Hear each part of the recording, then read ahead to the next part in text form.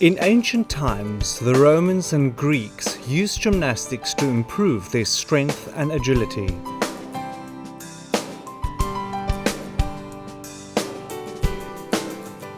The practice of gymnastics emanated from the key concept of bodily exercise performed in a gymnasium.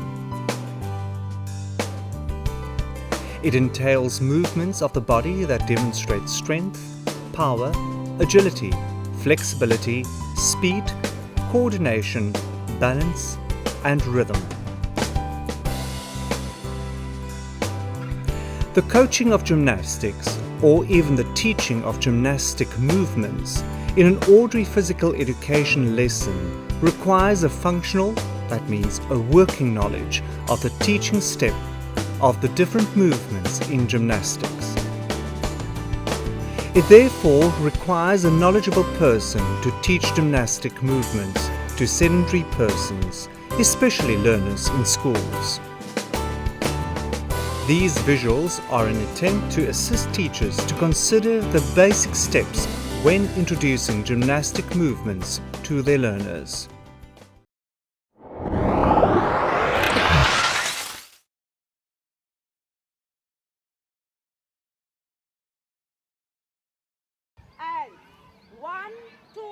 The teacher does a good warming up routine with learners. The teacher takes a position so that everyone can see the exercise.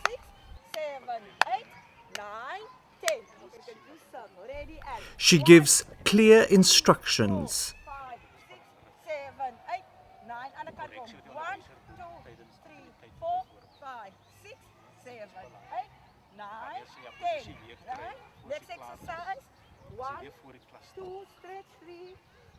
She moves around and do corrective work. All the learners are on task. Keep the activity level high.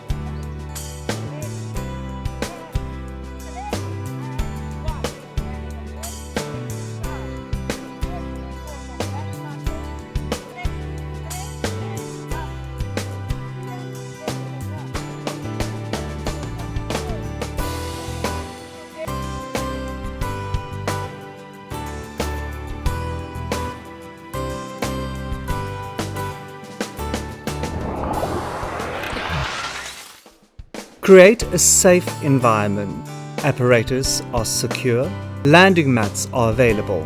No unnecessary furniture or any other impediments that could cause injury are in the vicinity. Every gymnastics lesson must be upfronted with a warming up routine. The teacher must know the skill level of learners in class. Start with the simple and basic movements before proceeding with more difficult movements. The teachers must know the teaching steps for gymnastic movements. Forward roll.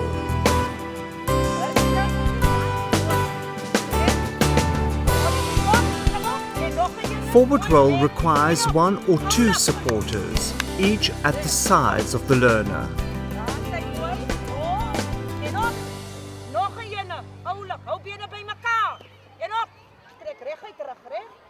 The learner uses his or her hands to support his or her body weight while tucking in his or her chin.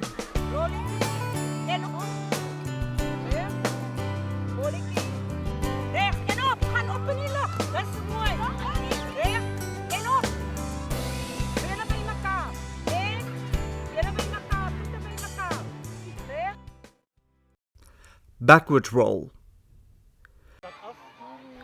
The learner must use his or her hands to support the neck. The supporters assist to ease the body weight during the roll action.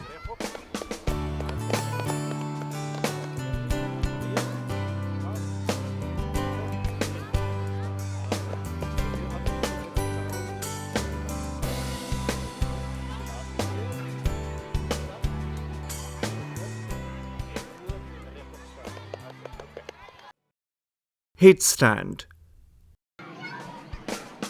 The headstand requires two supporters.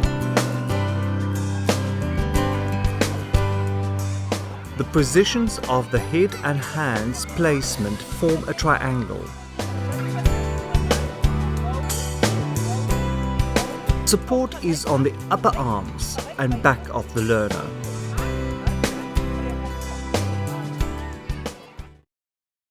Cartwheel. Only one supporter is necessary. The supporter takes position either on the left or right hand side of the learner. It depends whether the learner is left or right-handed. Cross arms or hands to support the lateral movement while in a knee-sitting position.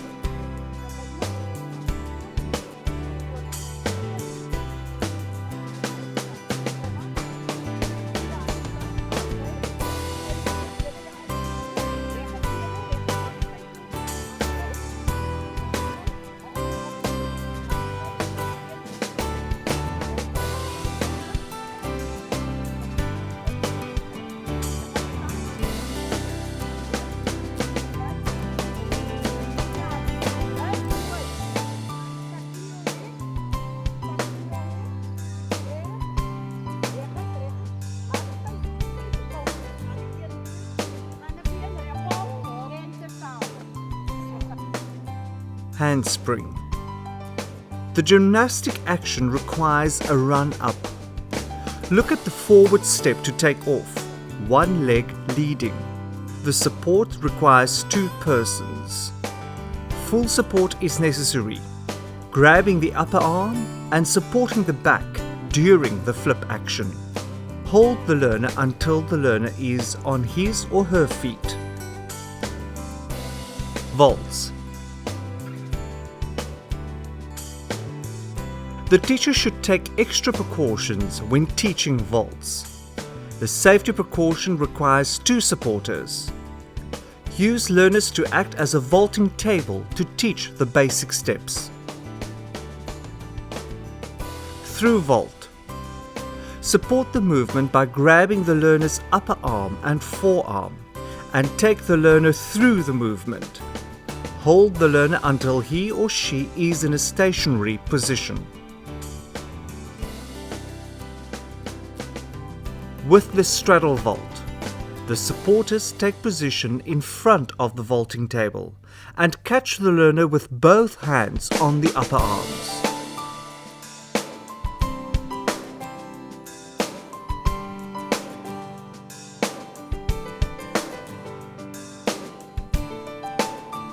Hold on to the learner until in a stationary position.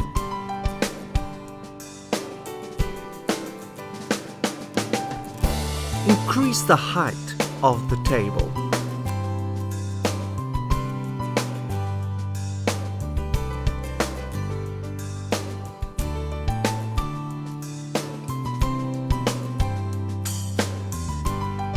Cool down.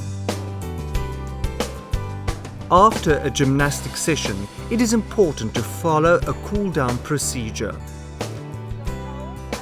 Do light stretches for all sectors of the body while exhaling deeply.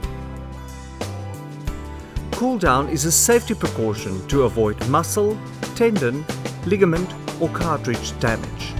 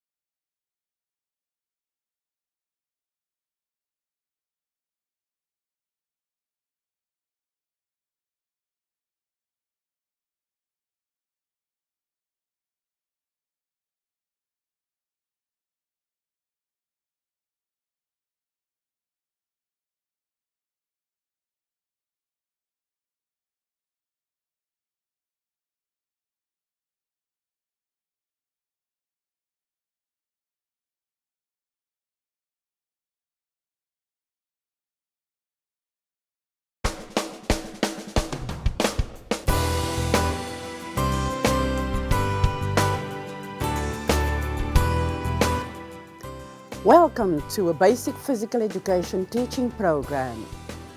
A balanced physical education program provides each learner with an opportunity to develop into a physically educated person, one who acquires skills which are necessary to perform a variety of physical education activities.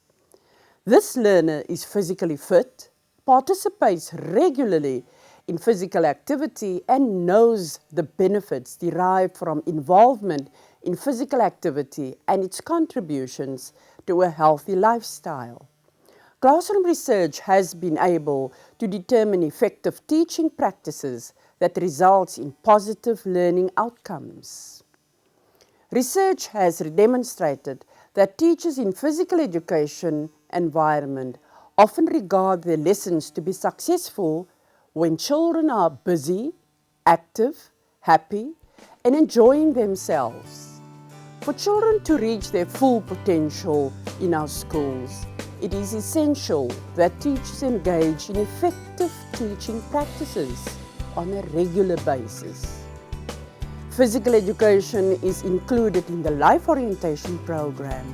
Learning Outcome 4 refers to physical development and movement. 1 period per week is compulsory, and it is necessary that this is implemented on a regular basis in order to teach a fair experience in keeping fit, participating in a healthy lifestyle, and to encourage every learner the benefits of participating in an active, well-planned physical education program. All learners must feel successful if they are expected to enjoy and value physical activity. Activity is the basis of this program and offers opportunities for repetition and refinement of physical skills. Activities are success-oriented, so students are motivated to continue. The physical education, hereafter referred to as PE, requires good organization and control. Learners are assigned various responsible roles. Here you can see that one learner has been assigned to take up a position on the field. Die opstelling is van klein tot groot. So dan kan gaan op 'n bepaalde plek staan wat ons vooraf afmerk. En hy gaan regop staan en as sodra die fluitjie blaas, dan gaan die res van die groep kom. One of the important aspects of a PE lesson is discipline. Learners learn discipline by acting out various responsibilities. One way of exercising discipline is to have a uniform attire for the PE class. To promote safety and discipline, learners are taught various class formations. This is a way to set up your class. The benefit of these formations is that it promotes cooperation, safety, and responsiveness by learners. In this instance, learners are required to form a single file or line. Look at the way the instructions are given. Always start the lesson with a formal welcome and opening. look at how the teacher addresses the learners. Sak. Strek weer. Laat sak. Draai na meneer toe. Staan mooi lekker regop, al lekker asem. Goeiemôre klas. Goeiemôre klas. Learners are standing from the shortest to the tallest. Keep their concentration by giving instructions clear and continually. Notice that group leaders are appointed for the class and they wear a distinct colour sash. Teachers can use any other form of identification of leaders. These leaders are the extra hands of the teachers. This formation is called the rank and file class formation. Without wasting time, teachers can use creative ways of getting learners into position as quickly as possible. This class formation, rank and file, is ideal for the instruction of various freestanding strengthening and suppling exercises. The teacher has a direct view over the whole class. He or she should then be able to do corrective coaching. In this instance, you can see that groups can be formed with learners with different physical structure, meaning there are tall ones and short ones, girls and boys. For the sake of PE, refer to such an arrangement as a heterogenic group. Similarly, one also gets a group with learners all with more or less the same height, mass and weight. In this case, such a group arrangement is referred to as a homogeneous group. Group cooperation is very important. Notice how girls and boys can work together. This is what referred to as co-educational instruction. Note here that the teacher is only working with one group. This happens when specific guidance and coaching is needed. Remember, the other groups work on their own under the leadership of their group leader. Keep your group no more than 5 to 6 learners. This is advisable in order to have more control and supervision. It is very important for learners to understand why activities are done, i.e., in this case, the purpose of good warming up is explained. Listen to the commands and the way instructions are given.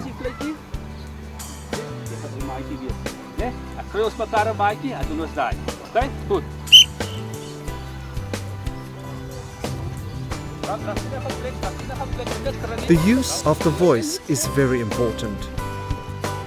Teachers should learn to give simple but clear instructions in order to spare the voice. Also note the use of the whistle.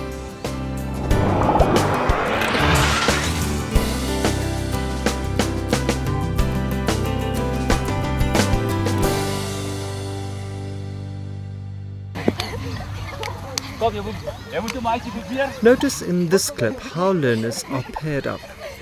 They match in height, weight and mass. Such arrangement prevents undue injuries. Warming up is important because it prepares the body for exercise. It creates a good atmosphere. It is for enjoyment. This activity shows the proper way to start a warming up routine. Notice you start with the upper body region, in particular the neck, and see how the teacher will progress further. See how the teacher progresses from the upper body to the sides, to the lower trunk, and eventually ends up with the feet and legs. Eventually ending with the feet and ankles. Notice how the ankle is turned to ensure maximum warming up of the tendons and ligaments. Here the teacher gives commands by using hand signals. This is a strategy to keep the concentration of learners and also to spare the voice of the teacher. Here the teacher teaches basic terminology to learners.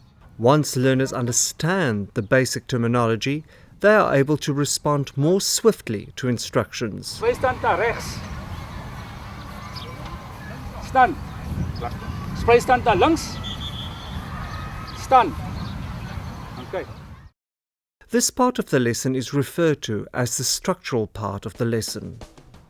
In this section of the lesson, learners get their basic fitness doses of exercise, which include stretching, strengthening, muscle endurance, and even cardiovascular endurance.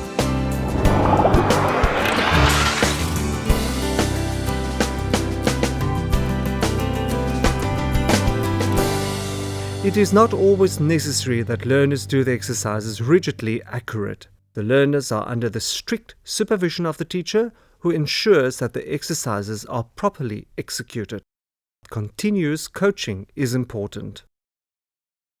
All learners can do most of the activities, even the difficult push-up. Of course, an adapted push-up for girls can be done if so wished. It is important that the teacher shows or demonstrates what needs to be done. If the teacher cannot demonstrate, he or she should use one of the learners to do the demonstrations. Various fitness exercises can be done. In this case, an activity is given that would promote cardiovascular fitness. Look at the tempo of the exercise.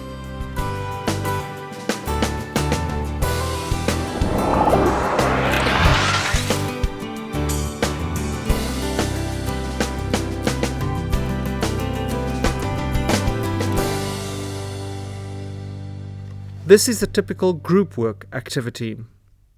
Learners work on their own.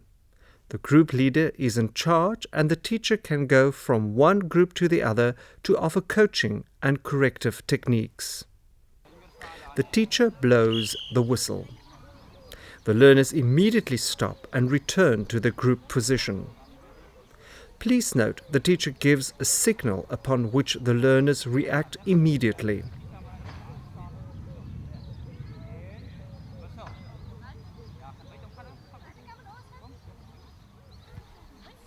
Learners rotate from one station to the other in an orderly fashion.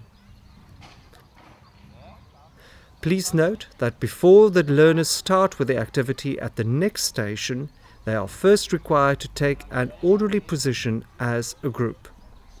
This will give the teacher the opportunity to explain to the whole class any general problems or coaching aspects. The group is set up to work on the task given. Note that everyone is on task and in full concentration. See how the equipment is arranged. It is spread to avoid injuries, but also in a demarcated area, easily for the teacher to pick up problems. It is expected of learners to apply the correct technique or rule. In this case, the hockey technique is learned. Learners are very clumsy at first, but as the skill acquisition begins to take root, they become more familiar with the technique. The teacher calls the attention of the whole group and demonstrates how the technique is done. Learners are required to pay attention in order to apply and practice the skill. The teacher makes sure that the learners have a clear vision of the demonstration. Typically, the teacher should always try to give a good demonstration. But learners